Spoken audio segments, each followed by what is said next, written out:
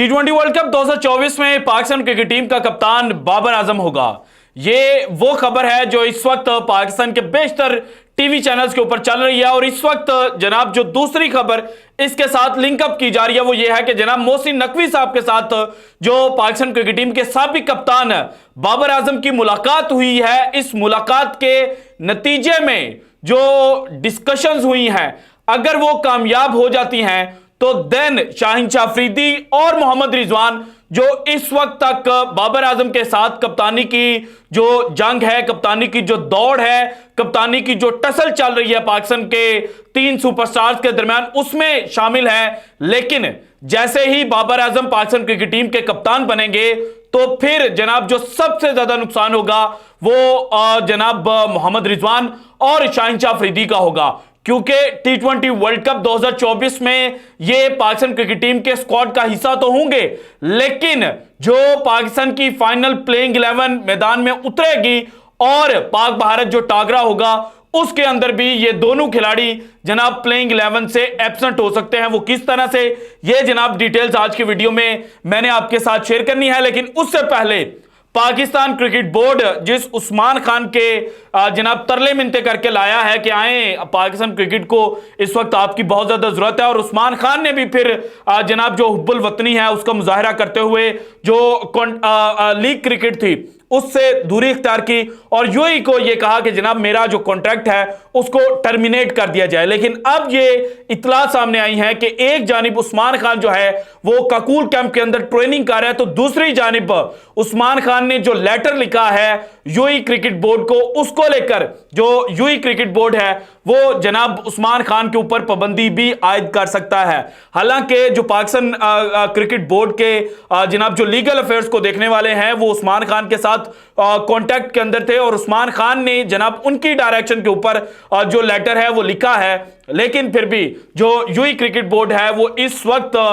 जो कॉन्ट्रैक्ट था उस्मान खान का उसको स्टडी कर रहा है, और अगर उस कॉन्ट्रैक्ट की खिलाफवर्जी उस्मान खान ने की है तो फिर जनाब उस्मान खान के ऊपर जो यूएई की जानिब से लीग क्रिकेट खेलना है वो जनाब उस पर पाबंदी लग जाएगी। और जो यूएई क्रिकेट बोर्ड इस वक्त चीज स्टडी करने की कोशिश कर रहा है वो ये है कि जनाब पिछले 2 सीजन से उस्मान खान चूंकि लोकल प्लेयर के तौर पर खेल रहा था, आईएल T20 देखा जाए जो पीएसएल से जनाब पहले खत्म हुई उसमें भी उस्मान खान जो था वो जनाब एज अ लोकल प्लेयर खेला था। उससे पहले T10 की बात की जाए जो दिसंबर में खेली गई थी नवंबर एंड के ऊपर, तो उसमें भी जनाब जो उस्मान खान है वो एज अ लोकल प्लेयर के तौर पर खेला था। सो अभी यही चीज जो है वो यूएई क्रिकेट बोर्ड देख रहा है और आइंदा जनाब जो वीक है उसमें यह बात पता चलेगी कि उस्मान खान के ऊपर कोई पाबंदी लगती है या नहीं। लेकिन जनाब जो यूएई क्रिकेट बोर्ड अपनी जनाब स्टेटमेंट जारी कर रहा है उसमें तो यह नजर आ रहा है कि उस्मान खान के ऊपर पाबंदी लग सकती है। ना सिर्फ उस्मान खान के ऊपर लग सकती है बल्कि पाकिस्तान क्रिकेट बोर्ड और यूएई क्रिकेट बोर्ड के जनाब जो ताल्लुकात हैं वो भी खराब हो सकते हैं, और पाकिस्तान के जनाब जो यंगस्टर्स हैं उनके ऊपर भी जनाब जो यूएई क्रिकेट बोर्ड है वो किसी किस्म का एक्शन ले सकता है, या फिर जनाब आइंदा जो भी कॉन्ट्रैक्ट किया जाएगा उसके अंदर ये चीजें जनाब लिखी जाएंगी कि आप इस कॉन्ट्रैक्ट को टर्मिनेट नहीं कर सकेंगे, और अगर करेंगे तो फिर आपको ये खमियाजा जो है वो भुगतना पड़ेगा। सो चीजें यूएई क्रिकेट बोर्ड जो है वो पहले ही क्लियर कर लेगा उस्मान खान के इस केस की वजह से। अब आते हैं जनाब जो बाबर आजम और मोहसिन नकवी साहब की मुलाकात की दास्तान है। ये जनाब कुछ जो मीडिया ग्रुप्स हैं वो रिपोर्ट कर रहे हैं कि मुलाकात हो गई है, लेकिन अभी तक जो क्रेडिबल सोर्सेज हैं वहां से ये चीज जनाब श्योर नहीं हुई कि मुलाकात हुई है या नहीं। हाँ, ये जरूर है कि मुलाकात होनी जरूर है, चाहे वो जनाब आज जिसके बारे में जनाब जियो सुपर तक ने लिखा कि मुलाकात हो गई है उसको आप मान लें कि जनाब मुलाकात हुई या नहीं, या फिर काकूल कैंप जहां पर ट्रेनिंग हो रही होगी वहां पर भी मोहसिन नकवी साहब जा सकते हैं और वहां पर भी जाकर बाबर आजम से 1-to-1 मुलाकात जो है वो कर सकते हैं और वहां पर भी चीजें जो है वो आपस में डिस्कस की जा सकती हैं। अगर मान लिया जाए कि बाबर आजम की जनाब जो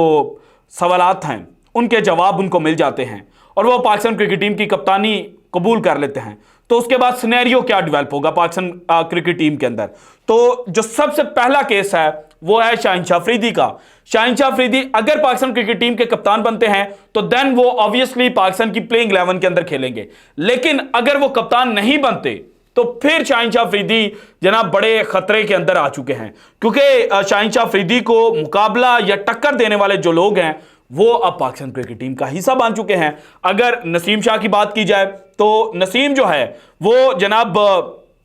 पाकिस्तान के लिए जो अपना शॉर्ट सा कैरियर है उसके अंदर जो परफॉर्मेंस दे चुके हैं उसको आप देखें तो जनाब नसीम शाह पावर प्ले के अंदर बड़ी बेहतरीन बॉलिंग करते हैं, पावर प्ले और मिडल ओवर्स के अंदर। चूंकि 16वें ओवर के बाद जनाब जो ओवर्स हैं 20वें ओवर तक उसको माना जाता है T20 क्रिकेट के अंदर, सॉरी 15वें ओवर के बाद 16वें से लेके 20वें ओवर तक ये जो 5 ओवर हैं इनको डेथ ओवर माने जाते हैं। और डेथ ओवर के अंदर नसीम शाह ने जो थोड़ी बहुत अभी तक क्रिकेट खेली है, इंटरनेशनल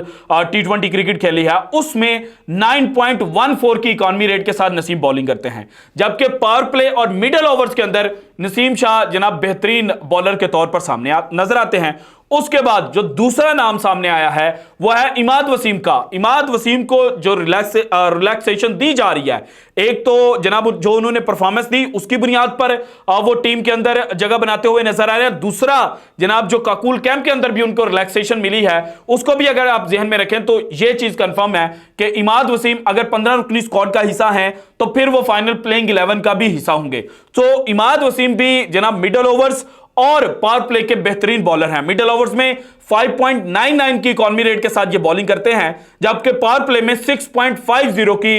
इकॉनमी रेट के साथ ये बॉलिंग जनाब T20 क्रिकेट के अंदर कर चुके हैं। जबकि डेथ ओवर्स में देखा जाए तो 9.50, यानी कि महंगे और बहुत महंगे खिलाड़ी और बॉलर ये जनाब डेथ ओवर के अंदर साबित होते हैं। इसके बाद जो तीसरा नाम है वो है जनाब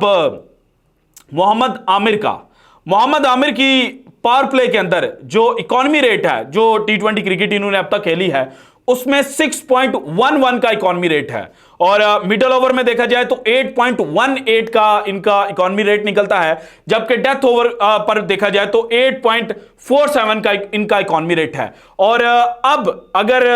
शाहिन अफरीदी की परफॉर्मेंस को चेक किया जाए तो शाहिन अफरीदी की पावर प्ले के अंदर परफॉर्मेंस है 6.92 की, जबकि मिडल ओवर्स में है 8.37, और डेथ ओवर के अंदर इनको माना जाता है कि जनाब ये बॉलर ही नहीं है डेथ ओवर्स के, क्योंकि वहां पर इनका इकॉनमी रेट जाकर बनता है 8.69 का। और इनके ऊपर तो एक टैग पहले ही लगा हुआ है कि जनाब पावर प्ले के अंदर अगर इनिशियल ओवर्स के अंदर इनको विकेटें मिलेंगी तो ये जनाब मैच के अंदर हैवी रहेंगे, लेकिन अगर पावर प्ले के अंदर इनको विकेटें नहीं मिलती तो फिर जनाब ये हैवी नहीं रहेंगे और इनकी पाकिस्तान क्रिकेट को जनाब जो बॉलिंग है उससे फायदा नहीं होता बल्कि नुकसान ही होता, क्योंकि इनको मार पड़ती है। सो अब जब आप जनाब शाहिन अफरीदी को कंपेयर करेंगे आमिर के साथ, इमाद के साथ या नसीम के साथ आज के वक्त तक, तो आप यही कहेंगे कि जनाब शाहिन अफरीदी को रेस्ट करवा दी जाए। लेकिन कुछ लोग ये कहते हैं कि जनाब शाहीन तीसरे फास्ट बॉलर के तौर पर खेलेंगे तो हारिस रऊफ को बाहर निकाला जाता है। लेकिन अगर हारिस रऊफ की परफॉर्मेंस को जांचा जाए और देखा जाए तो हारिस रऊफ पाकिस्तान के पास जो इस वक्त बॉलिंग लाइनअप है इसमें डेथ ओवर्स के सबसे खतरनाक बॉलर हैं, क्योंकि सिर्फ 8.03 की इकॉनमी रेट के साथ ये बॉलिंग करते हैं, और ये ज्यादातर आते भी बॉलिंग जनाब डेथ ओवर्स के लिए करने के लिए आते हैं। सो आपको अगर डेथ ओवर स्पेशलिस्ट चाहिए तो आप या तो जमान खान की जानिब देखेंगे या फिर हारिस रऊफ की जानिब देखेंगे। अब जमान खान के ऊपर जनाब आप उतना ज्यादा रिलाय नहीं कर सकते, सो फिर आप क्या करेंगे कि आप हारिस रऊफ को टीम के अंदर इंक्लूड करेंगे। अब यह तो हो नहीं सकता कि पाकिस्तान 4 फास्ट बॉलर्स के साथ जाए, तो जब पाकिस्तान 3 फास्ट बॉलर्स के साथ जाएगा तो आपको चाहे यह बात बुरी लगे या अच्छी लगे, शाहिन अफरीदी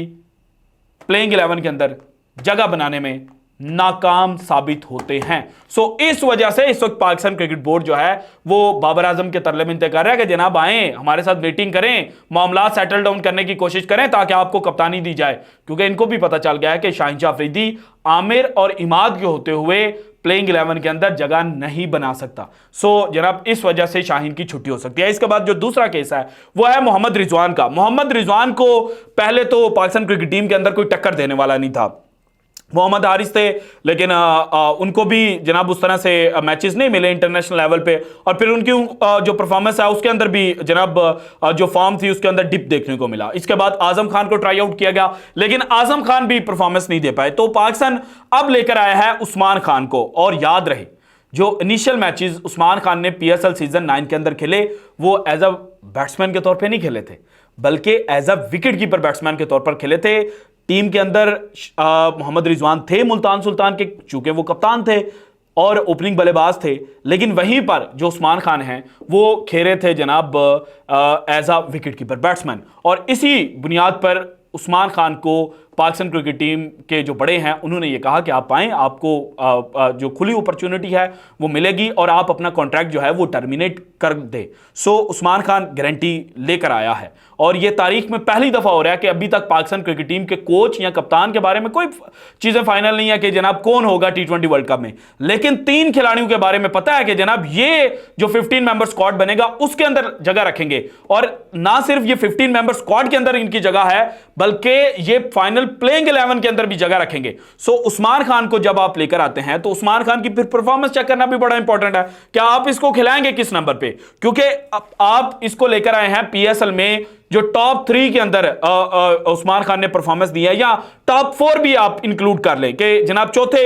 नंबर के ऊपर फाइनल के अंदर चूंकि इसने बैटिंग की थी और वहां पर 50+ रन स्कोर किए थे, तो उस चीज को भी इंक्लूड कर लिया जाए तो टॉप 4 पोजीशन के ऊपर बैटिंग की है उस्मान खान ने, इसीलिए आप इनको टीम के अंदर लेकर आए हैं।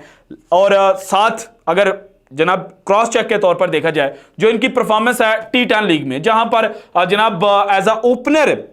ये नहीं खेल पाए थे ज्यादातर मैचेस में, और इन्होंने जनाब मिडिल ऑर्डर या लोअर ऑर्डर के अंदर बैटिंग की थी। 7वें नंबर तक इन्होंने बैटिंग की है जनाब जो T10 लीग हुई थी अबू धाबी में, जो नवंबर दिसंबर के अंदर हुई थी, वहां पर इनकी परफॉर्मेंस नील बाय नील, क्योंकि ये निचले नंबरों पर उस तरह से बैटिंग नहीं कर पाते। उसके बाद आ जाए IL T20, वहां पर जनाब 5वें नंबर के ऊपर बैटिंग की, 32 रन बनाए 18 गेंदों के ऊपर। देन जनाब मुंबई इंडियंस के खिलाफ 4थे नंबर के ऊपर बैटिंग की, 22 रन स्कोर किए 20 गेंदों के ऊपर। देन दिल्ली कैपिटल्स के खिलाफ बैटिंग की 5वें नंबर के ऊपर, 14 रन स्कोर किए 16 गेंदें खेलकर। जो कोलकाता नाइट राइडर्स की सिस्टर फ्रेंचाइज है अबू धाबी नाइट राइडर्स, उसके खिलाफ मैच में बैटिंग की 5वें नंबर के ऊपर, 23 रन स्कोर किए 16 गेंदों के ऊपर। देन जनाब डेजर्ट वाइपर्स के खिलाफ बैटिंग की 5वें नंबर के ऊपर, 10 गेंदें खेली और 10 स्कोर बनाए 15 गेंदों के ऊपर। देन जनाब मुंबई के खिलाफ 4थे नंबर के ऊपर बैटिंग की, 26 रन स्कोर किए 28 गेंदों के ऊपर। और दिल्ली कैपिटल्स के खिलाफ एज एन ओपनर खेले तो ऑलमोस्ट 200 के स्ट्राइक रेट के साथ बैटिंग की, 21 रन स्कोर किए सिर्फ 11 गेंदों के ऊपर। सो जनाब उस्मान खान को जो कामयाबी मिलती है ना वो टॉप ऑर्डर के अंदर मिलती है। तो आपने टॉप ऑर्डर के अंदर अगर फखर जमान को नहीं खिलाना तो देन तो ये 4थे नंबर के ऊपर बैटिंग कर सकते हैं, लेकिन अगर आप ये कहते हैं कि हम जनाब फखर जमान चूंकि बड़ी गेम का बड़ा खिलाड़ी है उसको टीम का पार्ट बनाएं, तो आप फखर जमान को 5वें नंबर पर या 6ठे नंबर पे तो बैटिंग नहीं करवाएंगे, आप उसका कैरियर तबाह तो नहीं करेंगे, आप उसको टॉप 4 के अंदर खिलाएंगे। सो टॉप 4 में आपके पास साइम अयूब भी आ गया, आपके पास बाबर आजम भी आ गया, आपके पास फखर जमान भी आ गया, आपके पास रिजवान भी आ गया, तो देन उस्मान खान कहां पे खेलेगा? नंबर 5 पे परफॉर्मेंस आपके सामने है, उस तरह से जनाब चीज़ें ये अप्लाई नहीं कर पाते, उस तरह से बैटिंग नहीं कर पाते, तो आपने फिर क्या करना है, आपने टॉप 4 के अंदर लेकर आना है। तो फिर टॉप 4 में से आप किसी एक को बाहर निकालेंगे, तो वो कौन हो सकता है? मोहम्मद रिजवान, क्योंकि Mohammad Rizwan as a wicket keeper batsman के तौर पे प्रॉब्लम है ना कि पाकिस्तान के पास विकेट कीपर कौन होगा, तो जब उस्मान खान आ जाएगा तो विकेट कीपर की भी जो प्रॉब्लम है वो सॉर्ट आउट हो जाएगी। इसके अलावा आप आजम खान को भी जो काकूल के अंदर दौड़ा रहे हैं तो आप उनको भी टीम के अंदर शामिल करेंगे, तो देन जनाब आजम खान भी आपके लिए as a wicket keeper batsman खेल सकते हैं। तो